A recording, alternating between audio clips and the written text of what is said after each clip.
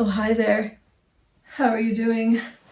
I'm back with another vlog after not vlogging for like maybe about 3 weeks. You probably see in the background some changes.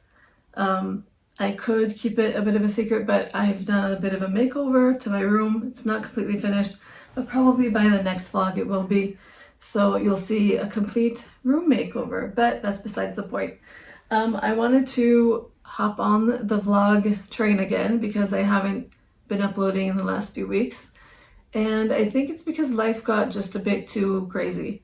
I think I needed some time to just process things, and schedule was weird and I couldn't get out a vlog, but that's why I haven't been around lately. But I wanted to just give you guys updates and just fill in the blanks of what's been happening the last, I don't know, let's just say 3 months, but I'll start even before that.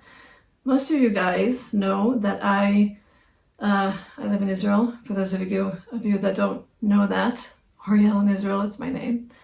But I was in Nachlaot, which is a neighborhood in Jerusalem. I was really happy. And then the war happened and something happened with my apartment and my landlord, and I needed to move out. Hence, I'm in this place, my parents' house. And I thought to myself, okay, I'm here, I'm gonna make the most of it. I'm going to try and save money and get out of debt because I took a loan for my business. And I thought that, within a short amount of time, maybe I would be in the States studying, because the whole point of me moving back here and staying here was so that I could, from here, go to the States and study. Why do I want to study? Because I'm wanting to write a book that requires a bit more information than just like me studying on my own. So what happened with all that is that I got initially rejected from one of the schools that I wanted to go to. I don't think that they rejected me because there was something wrong, but more they couldn't give me a scholarship because I don't have a GED. And the reason I don't have a GED is because I have memory problems. I don't retain my memory well anymore, and I'll put that link for that video over here. But I was really excited to see the options of where I could go. And then when that rejection happened, I realized that I needed healing for my mind first. And I think that what happened with all that is that it wasn't just healing for my mind, it was healing for all of me. So I was on this health kick, okay, I want to get back into shape, and I want to, lose a bit of extra weight that I have on, and I want to feel healthy. And what happened with all those things is that it sounds so dramatic, but it's going to be a sequence of things that just all the crummy things happen at once. So as you guys know, I started working out and trying to do this thing, and simultaneously I'm looking for, and I went on a picnic hike for single people, ages 30 and up, and this really lovely Finnish woman who was our tour guide, she, took us on this trail, and it was super nice and a lot of fun. And then what happened is that they didn't say that actually going up the mountain was literally not a windy way up, but literally climbing up, sorry, I'm gonna show you, taking your feet and just hoisting yourself up by your feet. So what ended up happening is that because I was injured in my knees, both of my knees, when I was 25, and I probably didn't do enough physio to strengthen my knees. So going up the mountain, I was okay, that's, I feel good, I'm fine, I did that. By the time I got home, I could not walk, could not walk. And so that was not fun. So actually, I have been limping around and barely being able to walk normally for the last, probably 3 months now. So it hasn't been fun. But before all that happened, I was already struggling with my brain and going through the process of healing of what happened with me when I was in my room and came out and couldn't remember anything and couldn't retain information. And so I went to this brain center that basically helps you reprogram or rewire your brain. And I got a really, really bad diagnosis. Now, I know that they sort of say things in a way that, they want your money. They want your money. And I do understand that they said things in a way that was like super discouraging, but the diagnosis was after they sort of like put this cap on your head and see like the electricity in your brain. I don't know how to explain it, but the diagnosis was basically your brain is really, really weak and very, very tired, like a car with blown out tires. And I immediately started crying because it was like someone finally said out loud what I felt since I got out of my room.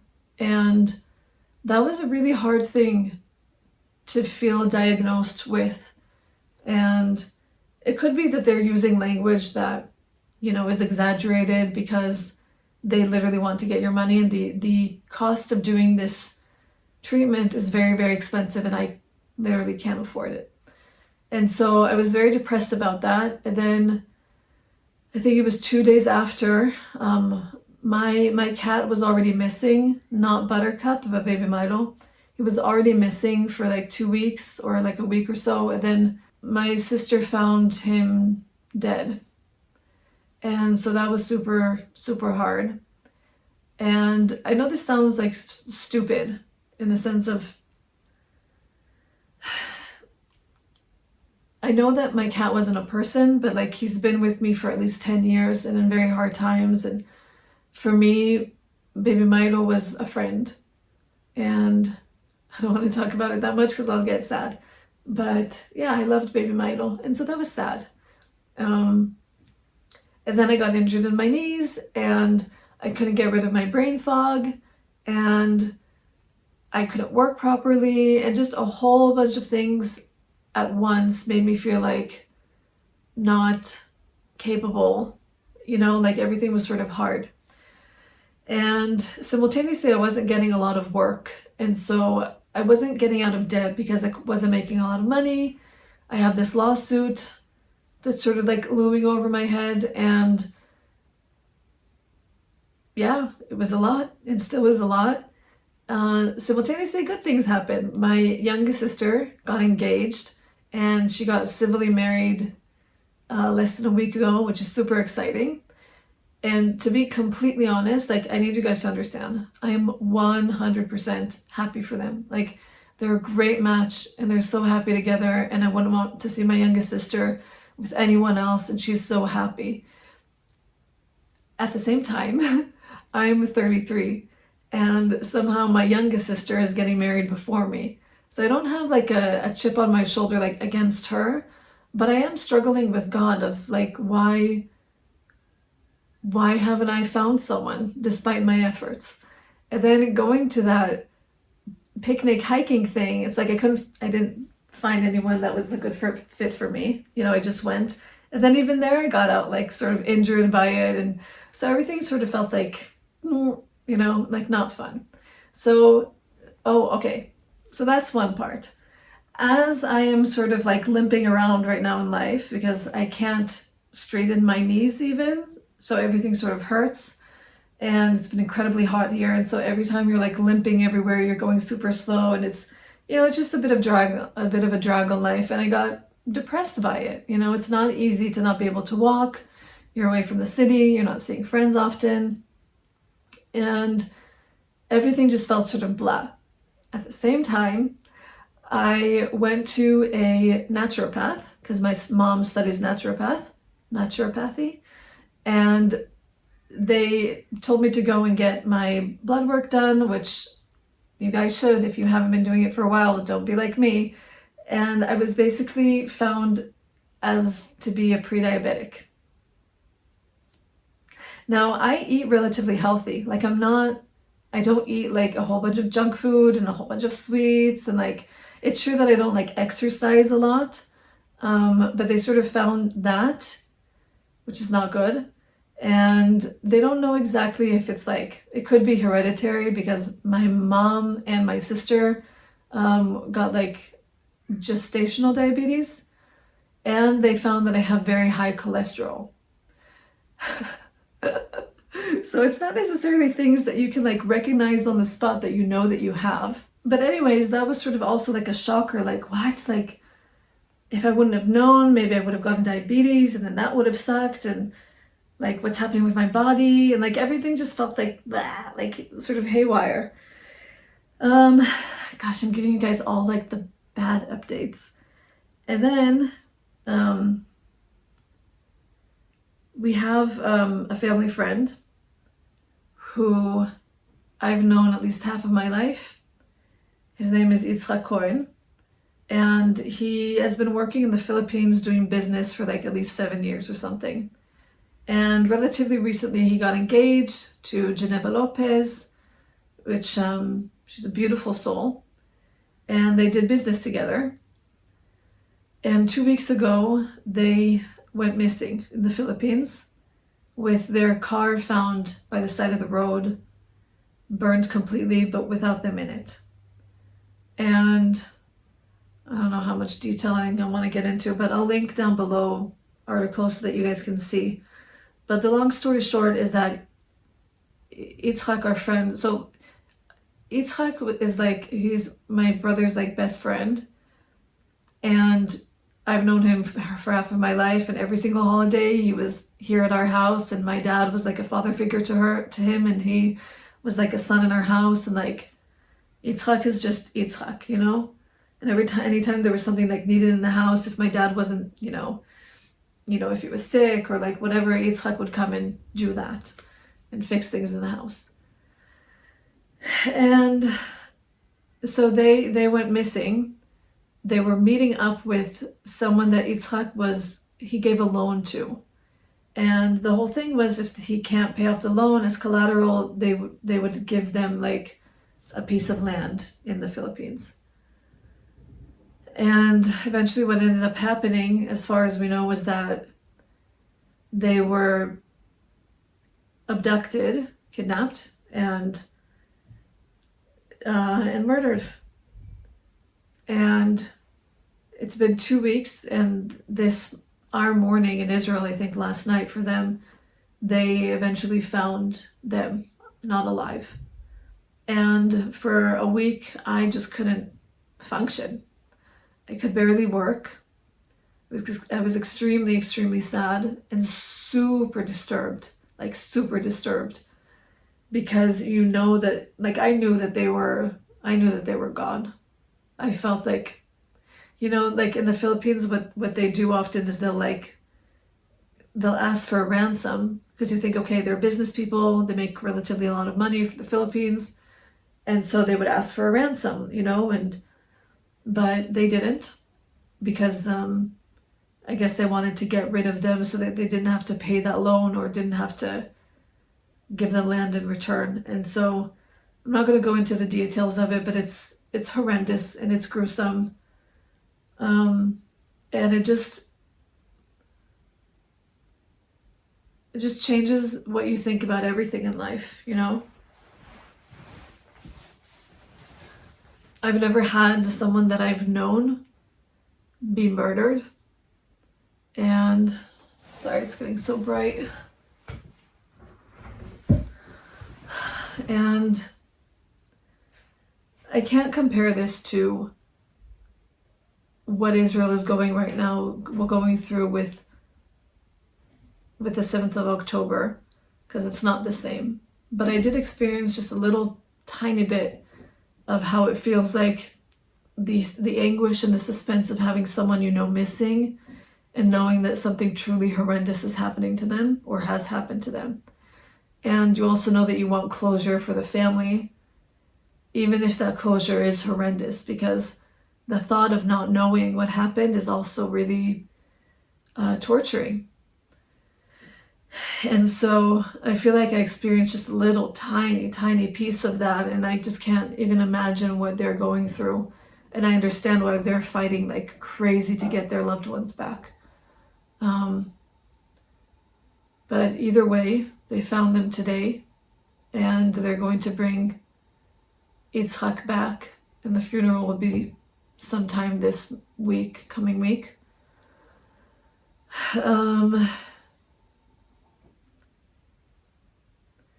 then simultaneously, while that was happening to them, something really, really horrendous was happening to my friend over here on this side. And that also, like, I went and visited my friend, and that's also one of those things that you see cruelty and crime in the world and how it affects people. And so I'm not wanting to make myself like the victim in all this, as if it's like I'm not the one going through the hardest time here. Like I'm not going to pretend also that I am. But you know, it affects you a lot because it's people that you love and that you care for. And there's just a lot of suffering in the world, and never mind that we're at war and the world hates us and all the nations around us want to kill us, and you know, Hezbollah, Iran's proxy, are just completely demolishing the north. And I realize that I've been in such a war, like I've been living in a war zone for such a long time, and I think that together with everything else, I'm just exhausted, you know? And I think everyone is exhausted. I am aware of the fact that I have a lot to be grateful for. Like literally I'm sitting in my home. I'm not in the most dangerous places and in areas in Israel. I have my family. I have a roof over my head. I have food in my stomach. I have people that love me in life. And there's a lot to be grateful for in that sense. Simultaneously, everything is hard, you know? So that is the reason why I haven't been quick to upload vlogs, and because it's just been a bit exhausting. But, update. I don't know if something's going to happen with this, but you guys know that I'm a freelancer. I'm a writer and a video content creator. And if you guys know, I used to do videos for Israel Today, and they decided that they don't want to invest in that anymore. And so they've greatly reduced my work. And so I was very like, okay, I suddenly am very much aware of the fact that like work isn't just coming out of nowhere, and that I have to search for more work. And I was getting to the place where I was like very concerned and worried about it. Like, what am I going to do? Am I going to not be a freelancer anymore and just get a job that's stable, that I know that this is my income, but I feel like that's not entirely the right thing to do.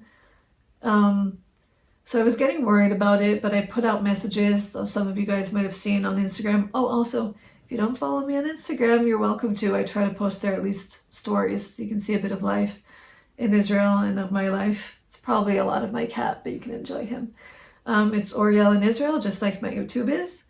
But I put like a message there seeing if anyone knew of any jobs, and I did the same on Facebook on another group of Messianics, and someone did reach out to me. This person is actually, he was my script writing teacher at the media school that I used to go to, which was like literally for half a year, and then the school closed. But that was the whole reason for me going to the media school, because I wanted to study writing. And so he is doing something different with his job. He left what he was doing and is now doing like content creation management at this place, which I won't say yet because I don't know if it's going to be something that's going to work out for me. But they're looking for a few different things within this job role, and I think it's still as a freelancer. And so we'll see if that's a thing. But I know that it could be a really great like privilege to study like around this person, like to work and to learn from him, because I think he's a genius. He has written for like a whole bunch of like TV shows and comedy shows here in Israel, and like super successful and super talented. And so I think I could probably learn a lot from him just on the personal level. Anyways, this is getting very long. It's at least 20 something minutes. But all that to say, this is what's happening right now. And so life has been sort of sucky. Sort of sucky. And I'm just trying to do my best, but it's been a lot and it's been depressing. and I've been trying to just do my physio and have changed my diet completely so that I can get out of being pre-diabetic, and I'm enjoying feeling better in my body because without like empty carbs and without sugar, gosh, my body feels so much better. And I think also a lot of my brain fog is lifted, so probably some of that has been diet. I'm also taking different supplements that the naturopaths gave to me or recommended. So with all those things, I think I'm getting a bit better. I've even picked up the short story that eventually at some point I will put out there to the world and put it on Amazon Kindle so you guys can download it and try and support me on my writing journey. But anyways, I think those are all of the updates. That's it. So again, I'm sorry that I haven't been here as often as I would have wished. Also, my computer is being very, very slow, so you can also pray for that.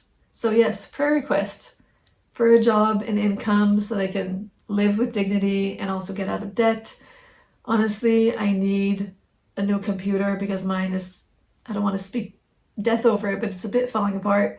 And I don't know, can I throw in there that I also need or want a camera for vlogging? This is fine, but you know, it would be nice. What else? I'm just gonna make you guys my like prayer partners for this video. For comfort for Yitshak and Geneva's family, and for Shalem, my brother, and for just everyone that knows Yitshak and Geneva. For my friend that's not doing well right now, and I don't know, my niece, for everything else. I don't know. We can pray for each other. You guys can put prayer comments below, and you guys should know that I pray for you too. And I'm super, that's Bunny wanting to come into the room. Should I show you guys Bunny? I will. Bunny, here he is. Bunny, Bunny. Oh. Anyways, all that to say, I pray for you. I love you. Comment down below so that we can interact. And I'm sorry that this has been so dramatic and a bit long, but that was the full update that I haven't given you guys in a long time. If you're new here, welcome. Feel free to subscribe, hit the notification bell. And if you're not new here, then welcome back. I love you. Cuppy, come here. You want to say goodbye? No, he doesn't want to. And and I will see you guys in a vlog very soon.